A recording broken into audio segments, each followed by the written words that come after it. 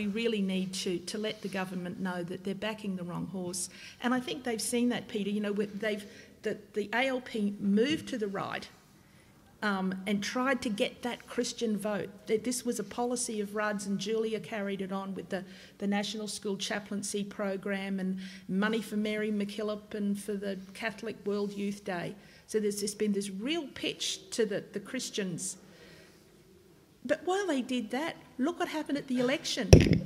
All the people on the left bled to the Greens.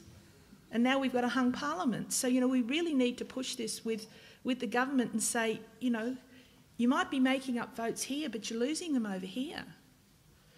And you can see this, there's a certain language creeping in now to the debate about religion, which is getting a bit heated and a bit defensive and a bit reactionary on parts of, I think, organised religion. I mean, certain ones that stick in my head, people often talk about, religious people talk about the secular agenda, as if that's a bad thing, you know, as if the agenda that we can all believe whatever we want to, as long as we don't make it a state policy and no one's mandated to believe something they don't want to. That's the secularist agenda. And to say that that's it's being portrayed as an evil thing, to say that family values are being attacked. Who's attacking family values? Is anyone? Even if you say, you know, if you support gay marriage, why is that in some sense an attack against the modern family? Who are we? You know, we watching families go down the street and go, "Hey, modern family, let's get in there." I mean, nobody's attacking family values. There's these nonsense statements that come out. I even heard Aspinall speak recently, and he spoke about the atheist. Now, imagine if we'd said the Jew or something like that. I thought there was an appalling use of language, but you know that passes unchallenged. And they forget that secularism wasn't devised by atheists. Secularism was devised in the United States to protect denominations from each other. It was there to protect Christians from Christians. You know, there wasn't any sense that it was there to teach secular humanism or to give atheists power. And you know, while atheists certainly support a secular state, it's not because we want to impose atheism on everyone. No, that's right.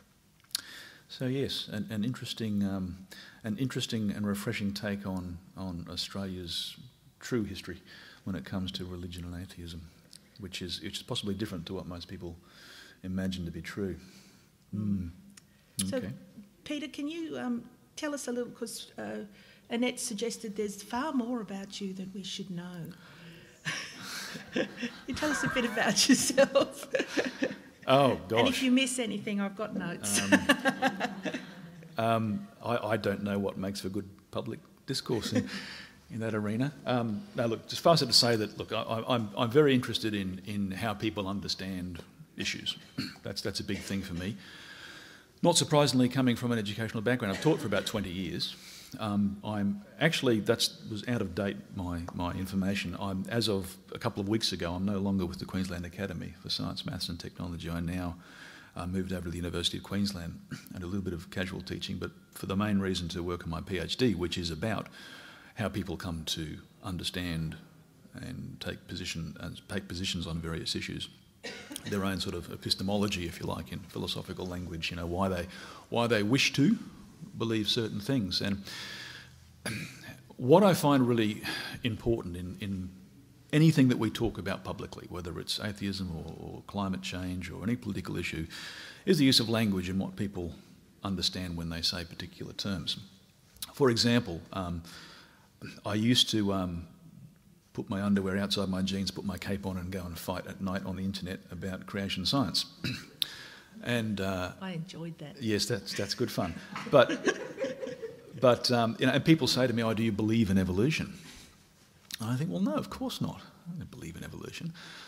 I have come to accept its validity given the nature of the evidence presented to me. To use the word belief in evolution in the same context in which we would talk about belief in a God is disingenuous at best. So, you know, and as soon as you have that type of language going unchallenged, we lose the point at issue. We lose what we're talking about. So I think there's a lot of, in the debate, that we just muddy waters in the language that we use, and we can never tease apart what we're actually trying to say. So that's my my philosophical background, if you like, and why I come to these debates with an interest in education and philosophy and the critical thinking skills that you can learn through philosophy. I think that's probably all I'll say about my background. So your chapter in the Australian Book of Atheism is called Theology is Not Philosophy. And I think for most people who are worried about paying their mortgage, feeding their kids, getting their kids to do the homework and mowing the lawn, the question would be, who cares? Well, hopefully nobody. That's the best of all possible worlds. I draw an analogy that I think is pretty tight. You can be the judge of that. But the distinction between theology and philosophy is very similar in my mind to the distinction between creation science and science. Now, imagine trying to teach somebody how science works, the nature of science, by teaching them creation science. Okay? We're going to start off with the fact that the Earth is 6,000-ish years old, that there was a flood, that God created animals as they are today. Right, now let's go and explore the world and see what we find out. Now, if every finding that you have must be bent towards that end, you're not going to learn how science works. You're not going to be driven by evidence. And it's the same thing for me with theology and philosophy. If you teach someone theology, you're outlining what their conclusions are to start with. Yeah, and you don't give them the intellectual space in which to play. Now, people often talk to me about, the great thinkers like Thomas Aquinas and Augustine, and say, these were great thinkers and they were great thinkers, terrific thinkers. But I tell you what, the biggest stone they had around their necks was their theology too. I mean, they shone when they were doing philosophy, because there are many theologians who do philosophy, but they move between theology and philosophy like moving between different board games. There's different rules over here, we'll play this way, now we'll go over here and do this. But if you conflate the two, that's when some problems occur. But the question is really, well, why would anyone care about that? Well, because you don't want creation science taught in school, effectively, as an educational tool. And I make the same claim. I don't want theology taught in schools as an educational tool, because it doesn't do a very good job. It's not significant to everybody. However, having said that, I also want to promote the idea of philosophy as a tool for critical thinking. Now, what do most people think of when they think of philosophy? And here's my point. They think maybe some vague hand-waving fuzzy notions. A recent principal of mine, in trying to help me get my courses promoted, said, "Ever wonder about the meaning of life?" And I thought, well, hardly ever think about the meaning of life in a philosophical context, not why we do philosophy. That's not the point. The point, in the Western tradition, mostly, philosophy is a very cool analytical tool for examining ideas, and that's what we should be promoting. So when I go into schools and say we need to teach philosophy, people think sometimes I mean a theological perspective on life. What is the meaning of life and how do we talk about it and respect everyone's opinions? But one of the great joys for me in teaching critical thinking is sort of, as a teacher, I'm supposed to come out there and support everybody's views and be supportive of whatever you might think. It's usually the first illusion I try and shatter. I say, look, there is a distinction, and this is a thing that I like to talk about. It's a language thing. It's something we need to tease apart, and I use that phrase "tease apart" quite a lot. There is a big difference between respecting somebody as a person and respecting their opinion. Now, I can differ with your opinion without disrespecting you as a person, and I think that's a really important thing to understand, and not everybody does understand that. They think to disagree with your opinion is to disrespect you. I'm sorry, no, you do have a right to my respect, prima facie, but your views do not. They stand and fall on how well you can argue them. They do not stand and fall on the fact that they come from you. And so this is a great thing to tell the students, I think, because, look, if all views are equal and deserving of equal respect, then all views are worthless. There is no way in which I can do this. I mean, you might take a basic idea like, someone claims there's a teapot in orbit around Pluto, and I think, well, I don't think there is. And they say, well, that's just your opinion, I have my opinion, both opinions are equal. Now, that's a nonsense. No sensible person is going to say there are equal opinions, and yet we do this in other domains.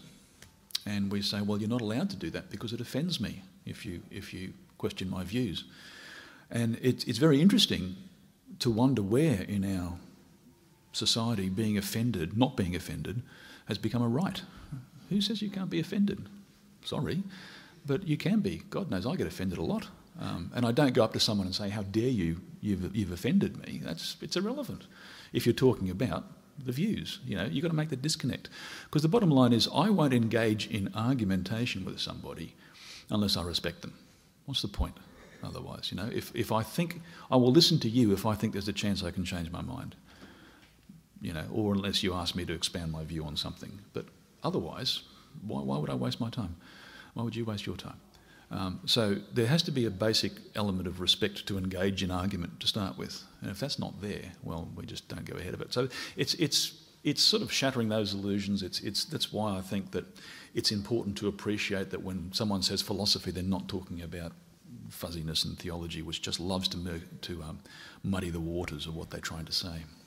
So, Peter, what you're talking about with philosophy is you're talking more about teaching kids about how to think, critical thinking, examining their beliefs.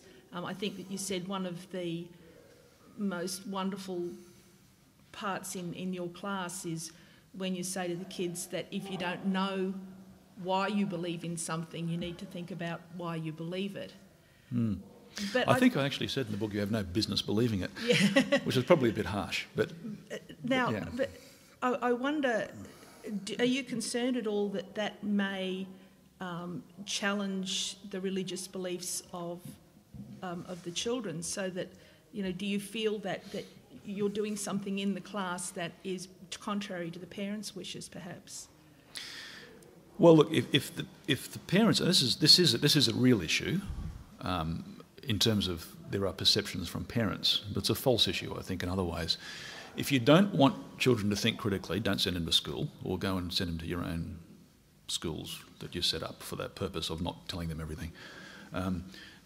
Does that mean that we have blanket truths about life, the universe and everything? Not necessarily.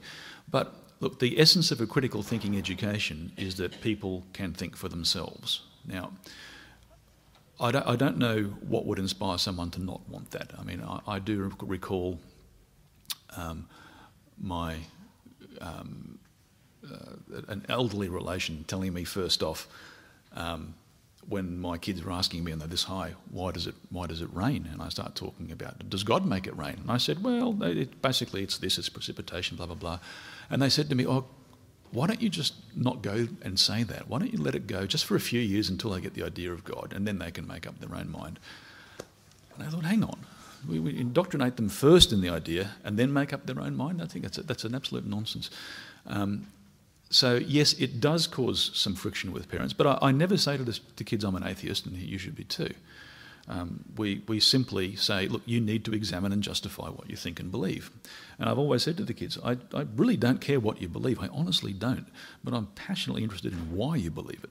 I think that's the critical thing. I'm never going to get everyone to think the way I do, thank God. But the... Would you care to rephrase that? No, I'd thank anyone for that, that's fine. Thank any godlike object. But... I do want them all to think for themselves. That's absolutely critical.